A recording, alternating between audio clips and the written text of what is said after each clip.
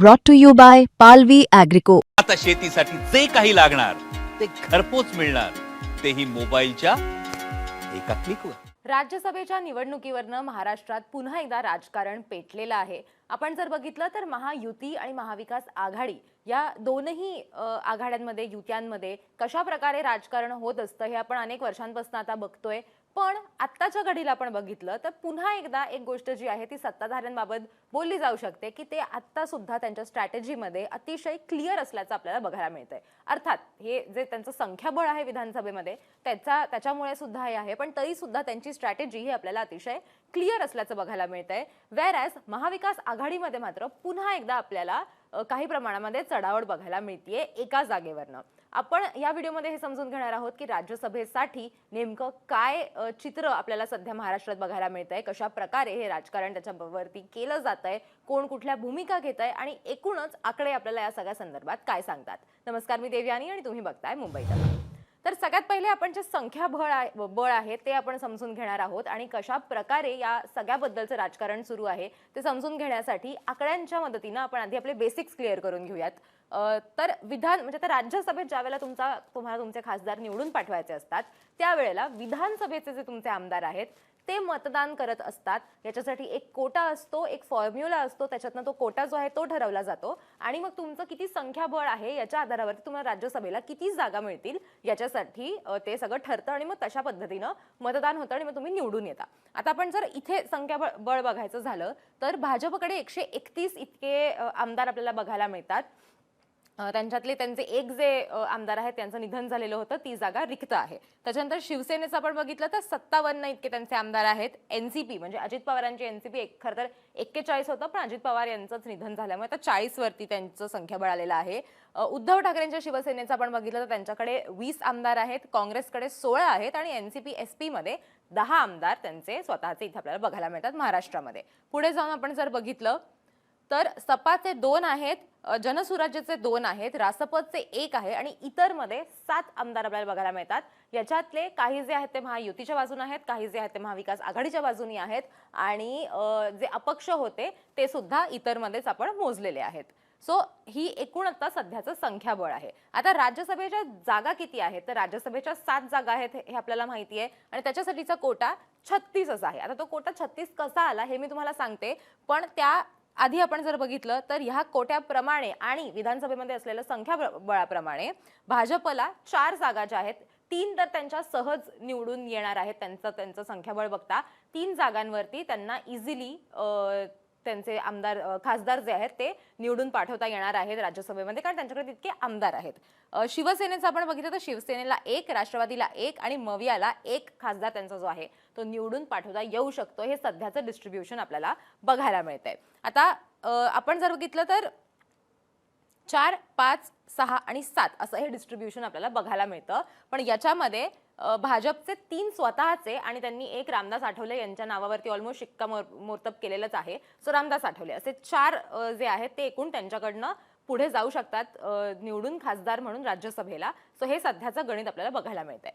तर कोटा 36 आहे. आता कोटा 36 कसा आला तर कर्डिले आमदार जे आहेत ते आणि अजित पवार यांच्या 2 जागा ज्या आहेत त्या रिक्त आहेत. म्हणजे भाजपचे 1 आणि अजित पवारांचे असे 2 आमदार जे आहेत ते आपल्या एकूण संख्येमधनं म्हणजे 288 मधनं या 2 जागा ज्या आहेत त्या रिक्त आहेत. त्याच्यामुळे आता आपल्याकडे 286 आमदार जे आहेत ते आहेत. सो फॉर्म्युला जर आपण बघितला हा कोटा ठरवण्यासाठीचा तर तुमचे जितके आमदार असतात विधानसभेमध्ये ते आमदार इंटू 100, कारण एका आमदाराचं मताची व्हॅल्यू जी आहे ती 100 इतकी असते.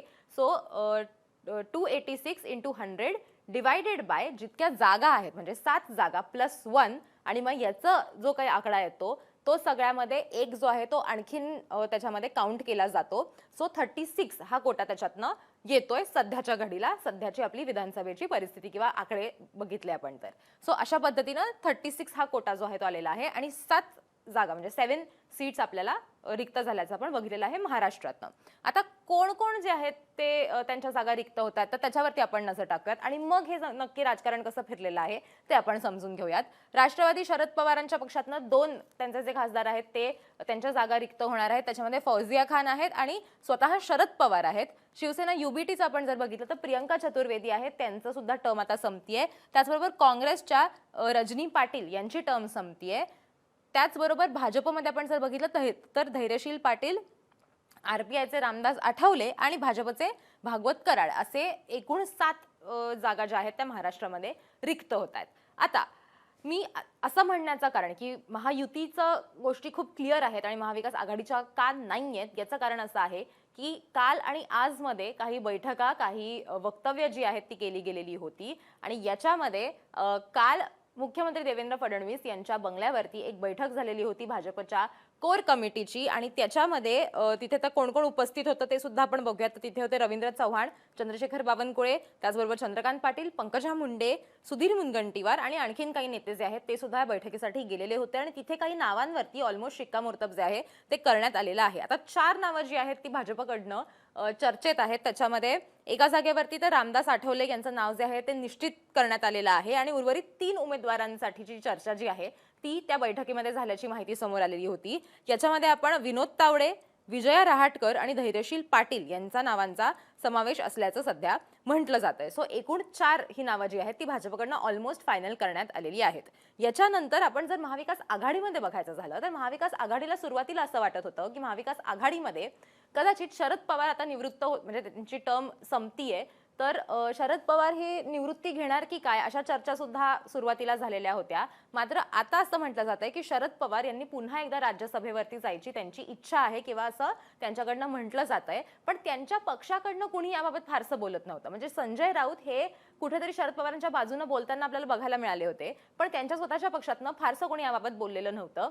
तर सुप्रिया सुळे यांचा आज एक स्टेटमेंट आलेला आहे आणि त्यांचं असं म्हणणं आहे की अर्थातच आमची इच्छा आहे की शरद पवारांनी पुन्हा एकदा राज्यसभेवरती जावं. त्याच्यासाठी आमचे जे नेते आहेत शशिकांत शिंदे आणि जयंत पाटील यांनी उद्धव ठाकरेंची वेळ सुद्धा मागितलेली आहे भेट त्यांची घेण्यासाठी आणि मग आपण एकमताने महाविकास आघाडी म्हणून शरद पवारांना पुन्हा एकदा राज्यसभेवरती पाठवूयात अशी भूमिका सुप्रिया सुळेंनी घेतलेली आहे. आणखीन एक महत्त्वाचं स्टेटमेंट त्यांनी या सगळ्यामध्ये केलं ते असं होतं की जर गरज पडली तर मी सुद्धा दिल्लीमध्ये काँग्रेसचं जे नेतृत्व आहे त्यांना भेटेन आणि त्यांच्याशी सुद्धा याबाबत चर्चा करेन आणि त्यांचंही मत काय आहे ते मी समजून घेण्याचा प्रयत्न करेन. पण जनतेचं सुद्धा हे म्हणणं आहे, खूप प्रेम आहे साहेबांवरती सगळ्यांचं, हे प्रेमाचं नातं आहे आणि आमचं म्हणणं आहे की आपण शरद पवारांना पाठिंबा देऊन त्यांना पुन्हा एकदा राज्यसभेत पाठवावं. आता याच्या उलट आदित्य ठाकरेंनी जी प्रतिक्रिया दिलेली आहे ती कम्प्लिटली ऑपोजिट आहे. म्हणजे महाविकास आघाडीमध्ये एक मत आपल्याला होताना दिसत नाहीये याबाबत की ती एकच जागा आपली जी आहे त्या एका जागेवरती आपण कोणाला पाठवायचं. तर आता याच्यामध्ये आदित्य ठाकरे काय म्हटलेले आहेत याच्याच विरोधात तर आदित्य ठाकरेंनी असं स्टेटमेंट दिलेलं आहे की सगळ्यात जास्त संख्याबळ आमचं आहे, त्याचबरोबर आमचाच खासदार तिकडे जावा, सो आम्ही नक्कीच या सीटवरती दावा करतोय असं त्यांनी म्हटलेलं आहे. आणि आणखीन एक महत्त्वाची गोष्ट जी ते म्हटलेले आहेत ते आहेत की अदानी वगैरे या मुद्द्यांवरती आम्ही आणि काँग्रेस एकमतानं एकत्र विरोध करताना दिसतो. पण काही लोक जे आहेत ते अदानीचा विषय निघाला की वॉकआउट करतात हे सुद्धा वक्तव्य त्यांनी याच्यामध्ये केलेलं होतं किंवा अशी सुद्धा त्यांनी रिॲक्शन याच्यामध्ये दिलेली होती. त्याच्यानंतर आदित्य ठाकरे हे म्हणाले की आम्ही टेक्निकली असेल, पॉलिटिकली असेल, हा स्टँड जो आहे तो आम्ही घेतोय की आमचा खासदार जो आहे तो तिकडे निवडून जायला हवा. काँग्रेस बरोबर आम्ही एकत्र हा निर्णय जो आहे तो घ्यायचा विचार करतोय. मी कुठलाही पर्सनल स्टेटमेंट करत नाहीये, मी पक्षाची भूमिका जी आहे ती मांडतोय असं आदित्य ठाकरे यावेळेला म्हणालेले आहेत. म्हणजे आदित्य ठाकरे जे म्हटले की आम्ही या सीटवरती दावा करतोय किंवा आम्हाला आमचा खासदार तिकडे निवडून पाठवायचा आहे राज्यसभेला, हे कुठेतरी पक्षाची भूमिका आहे. म्हणजे उद्धव ठाकरेंकडनं सुद्धा त्यांना हा मेसेज गेलेला असेल असं याच्यातनं स्पष्ट होतं. सो या सगळ्यामध्ये महायुती तरी बऱ्यापैकी क्लिअरमध्ये दिसते की त्यांच्या ठरलेल्या आहेत गोष्टी. पण जर शरद पवार आणखीन एक बाजू याच्यातली अशी की शरद पवार जर राज्यसभेवरती निवडून गेले नाहीत तर मग महायुतीकडनं आणखीन एक उमेदवार जो आहे तो दिला जाईल का आणि मग ही निवडणूक जी आहे ती बिनविरोध होण्याऐवजी ती एक प्रॉपर निवडणूक आपल्याला बघायला मिळेल का आणि मग 7च्या 7ही जागा ज्या आहेत त्या महायुती ती स्वतःकडे घेण्याचा प्रयत्न करेल का अशी सुद्धा शक्यता या सगळ्यातनं वर्तवली जातीये.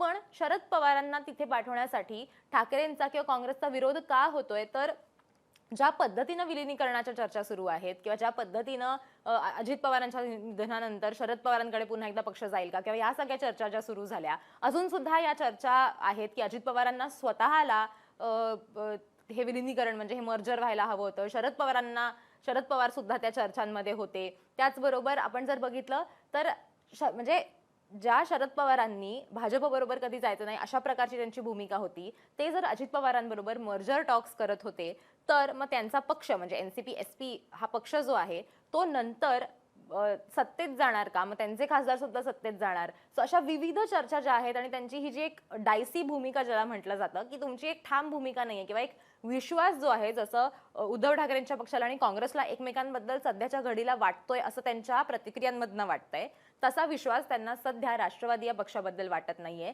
या विलिनीकरणाच्या चर्चांमुळे. हे सुद्धा कुठेतरी या सगळ्यातनं एक आपल्याला स्पष्ट होतं किंवा क्लिअर होतं. सो अशा प्रकारे महाविकास आघाडीमध्ये सध्या सगळी चढाओढ जी आहे ती सुरू आहे. आता शशिकांत शिंदे आणि जयंत पाटील यांची ज्या वेळेला भेट होईल उद्धव ठाकरेंची, त्यावेळेला काय चर्चा होते. सतेज पाटील जे आहेत ते सुद्धा खरं तर उद्धव ठाकरेंची त्यांनी भेट घेतलेली होती नुकतीच. सो या सगळ्यामध्ये काय पुढे जाऊन होतं, कशी ही निवडणूक पार पडते, त्या सगळ्याचे अपडेट्स घेऊन आम्ही तुमच्यापर्यंत येतच राहू. पण तुम्हाला या सगळ्याबद्दल काय वाटतं तेही तुम्ही आम्हाला कमेंट करून नक्की सांगा. शरद पवारांना पाठवणं म्हणजे महाविकास आघाडीला स्वतःची एक जागा तरी राखता येईल अशा पद्धतीनं विचार जो आहे तो केला जाईल का? का उद्धव ठाकरे हे त्यांच्या भूमिकेवरती ठाम राहून काँग्रेसला आपल्या सोबत घेऊन स्वतःचा खासदारच तिकडे निवडून देण्याचा प्रयत्न करतील? या सगळ्याबद्दल नक्की काय तुमची भूमिका आहे, तुम्हाला सगळ्यांना याच्याबद्दल काय वाटतं ते मला कमेंट करून नक्की सांगा. आणि असेच व्हिडिओज बघण्यासाठी मुंबई तकला सबस्क्राईब करायला विसरू नका.